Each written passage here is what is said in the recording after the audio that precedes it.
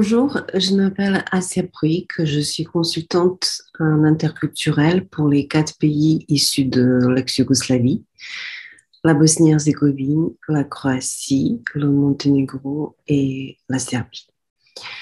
Aujourd'hui, pour ce nouvel épisode de Voyager en distanciel, j'ai choisi de vous parler non pas d'une date importante ou d'un événement marquant en particulier, mais d'une tradition que l'on retrouve chez les orthodoxes de ces 4 pays.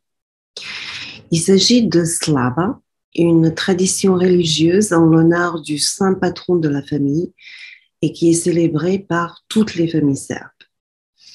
Le mot slave est identique d'ailleurs au mot qui signifie gloire et désigne donc le jour où la famille se réunit et vénère son saint. La slava est également pratiquée par d'autres orthodoxes de la région, macédoniens, bulgares, certains valaques et grecs, mais dans une bien moindre mesure que par les Serbes, dont elle est emblématique. On peut donc considérer que c'est une tradition typiquement serbe, sous-tendant la valeur que la société serbe accorde au lien familial et à la glorification de ses ancêtres. Il existe plusieurs explications quant à l'origine de Slava.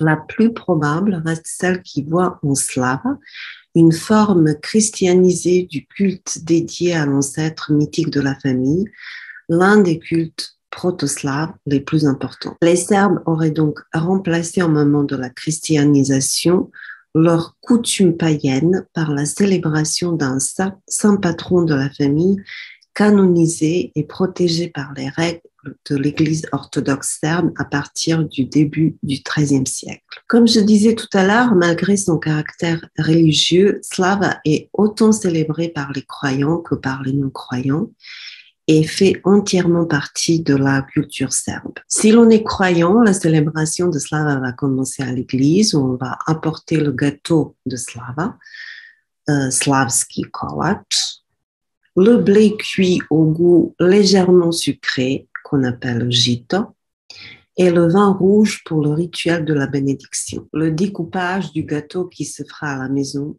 et qui est également un moment très important s'accompagnera des courts chants liturgiques appelés tropari. Sinon, pour la plupart des familles vivant dans les villes, il va s'agir de préparer un bon repas qui, suivant le saint, peut être avec ou pas des produits d'origine animale, le gâteau évidemment et le blé, et d'allumer le cierge en cire d'abeille et surtout de recevoir la famille et parfois aussi les amis. Il existe près de 80 saints patrons dans la tradition de Slava, mais certains sont très rares alors que d'autres sont célébrés par un grand nombre de familles. Les Slaves les plus répandus sont, pour n'en nommer que quelques-uns, Saint Nicolas, qui est célébré le 19 décembre, Saint Michel Archange, qui est célébré le 21 novembre, Saint Georges le 6 mai, Saint Jean-Baptiste le 20 janvier et Saint Sava le 27 janvier. Slava reste une tradition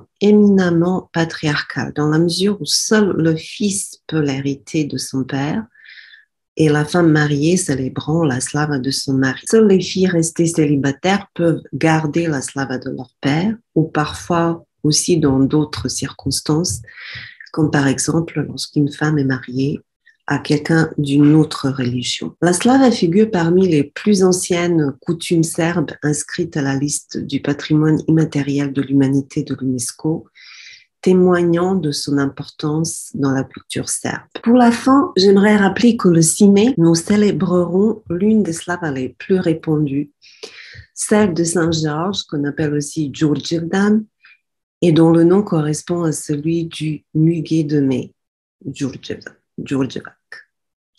Đurđevdan est également la slava des Roms orthodoxes de la région dont la célébration est accompagnée de tressage de couronnes de végétaux, de lavage aux plantes et de baignade dans les rivières au point du jour.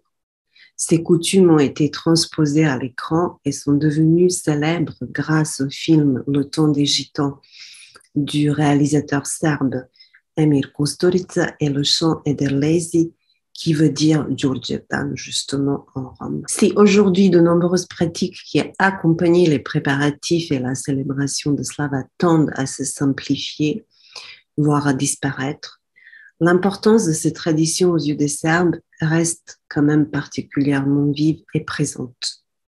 Et si un jour vous êtes invité à célébrer Slava, n'oubliez pas de lancer dès votre arrivée un joyeux Srećna Slava domaćine en embrassant votre hôte 3 fois et lui témoigner ainsi le respect que vous avez pour sa tradition.